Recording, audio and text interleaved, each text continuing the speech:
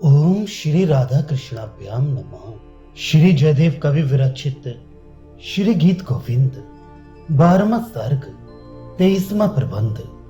जिस समय काम क्रीड़ा स्थान से सब सखियां बाहर चली गई, तब कुछ लज्जा युक्त कामदेव के बाणों के वश में मनोरथ हो जाने से बड़े हुए कुछ हंसी वाली अनुराग भाव युक्त नवीन पत्तों से और पुष्पों से रची हुई शैया पर निहारने वाली राधिका को देखकर श्री कृष्ण चंद्र जी महाराज बोले, हे कामनी राधे, इन कमल के पत्तों की शैया पर अपने चरणार विंदों को स्थापन करो।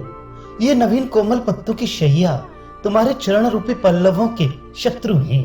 इस कारण ये पल्लव तिरस्कार को प्राप्त हो।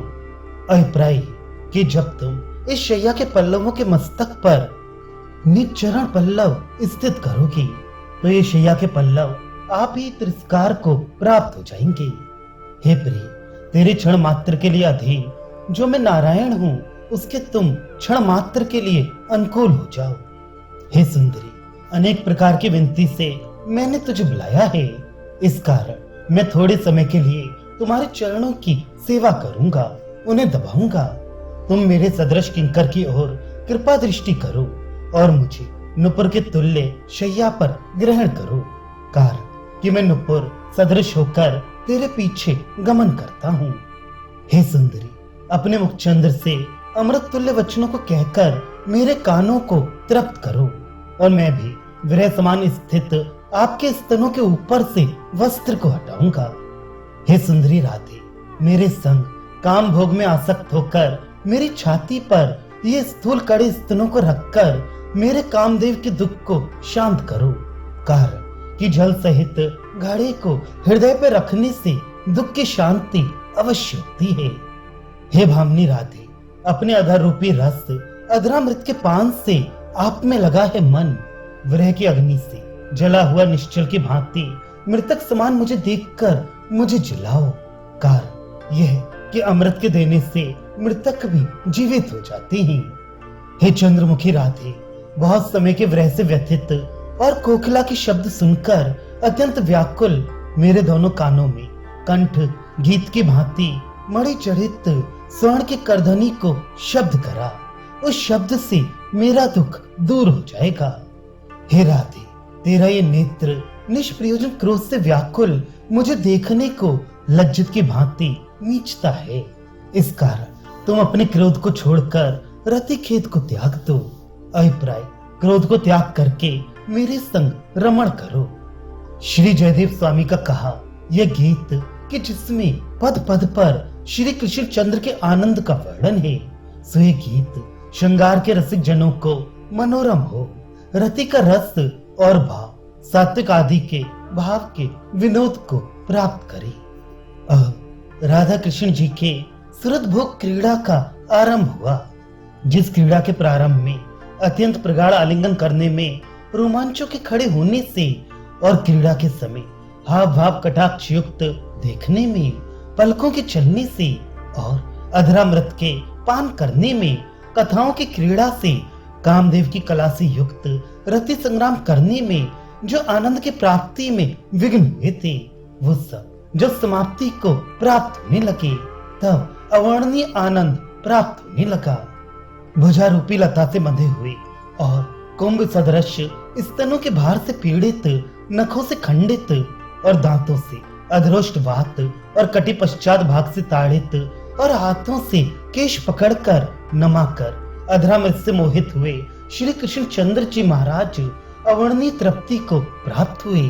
अहो, कामदेव की अत्यंत उल्टी गति है कि जिसमें अप्रिय वस्तु भी प्रिय लगती है। श्री वृषभानु नंदिनी राधा ने सुरत क्रीड़ा के अत्यंत घोर संग्राम के समय श्री कृष्ण चंद्र जी को जीतने के लिए उपरोक्त विपरीत रति की गति से साहस किया, परंतु राधा जी की जंघा जड़ समान भुजलता, शिथिल वक्ष स्थल, कंपित नेत्र बंद हो गए। इस कारण स्त्रियों को पुरुष रस कहां से हो सकता है, अर्थात नहीं हो सकता।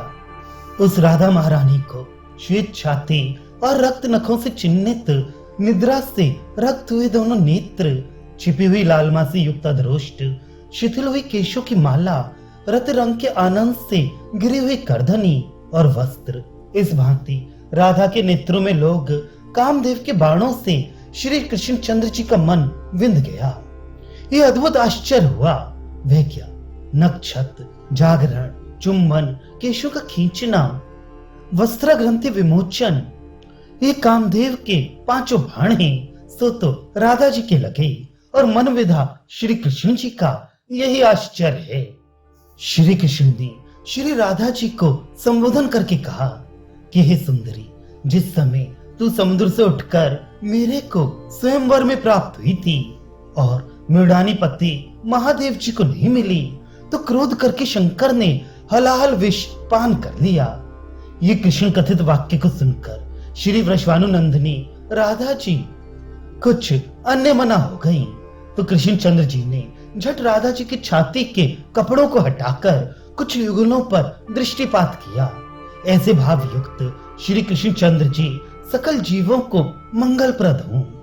काम क्रीड़ा में आनंद सुख भोग रही राधा जी के केश भाग शिथिल होने से, अलकों के लटक जाने से ललाट का सिंदूर तिलक भी छिप गया है। उनके गालों से परिश्रम का जल पसीना अनविरत बहा आ रहा है और दंताघात से उनका अधरोष राग भी क्षीणता को प्राप्त हुआ।